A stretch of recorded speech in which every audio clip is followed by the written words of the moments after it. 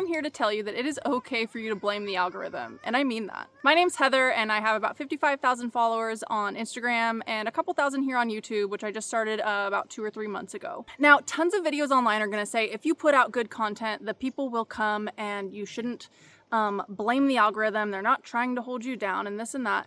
And I have what I feel like is proof that it is okay for you to blame the algorithm and try again. So the best example I have is that I had a post that I felt was really strong for Instagram. And this was a post that was like really just like, it wasn't topical. It didn't matter. Like I could have posted it last year or a year from now. That part was irrelevant. And I wanted to do an experiment. So I posted it. I don't remember the exact day and time, but let's say, for example, I posted it on Monday at 8 a.m. to trial Reels. And it got like, I think 1,000 views, and a couple follows, and like nothing really very significant, like I think 1,000 views. Then the next Monday at 8 o'clock or whatever, you know, the same day and time as the first time, I posted it again to trial Reels. That time it got 600,000 views, I think. It's still going and generating follows 3 months later, which is right now, got me 25,000 followers. Then a week after I posted that one, I posted again the same day and time, the same reel, nothing changed. Just the exact same thing, re-uploaded, and it got 13 views. Now, I'm not gonna say that the algorithm changed between those times, and I'm not saying that it's just, oh, the algorithm and that's that. But the most important thing is how the first few people that view your reel interact with it. And that's totally up to who the algorithm gives it to. Now, it's gonna try and give it to people that it thinks are interested based on hashtags or the caption or what it, picks up in the video itself.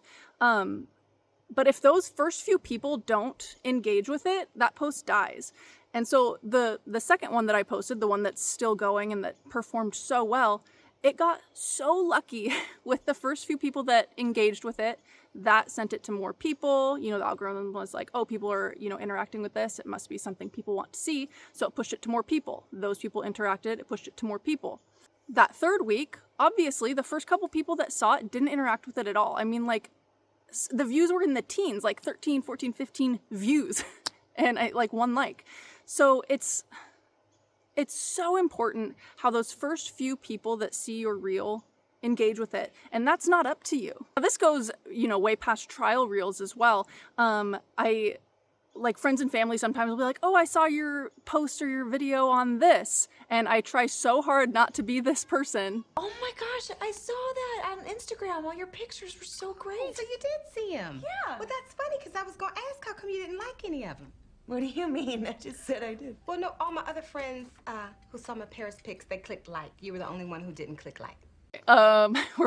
So as content creators just getting started, it's really important to communicate to your friends and family that the best way they can help you grow is to engage with your post by liking, commenting, ideally like sharing and saving if they're willing to do that.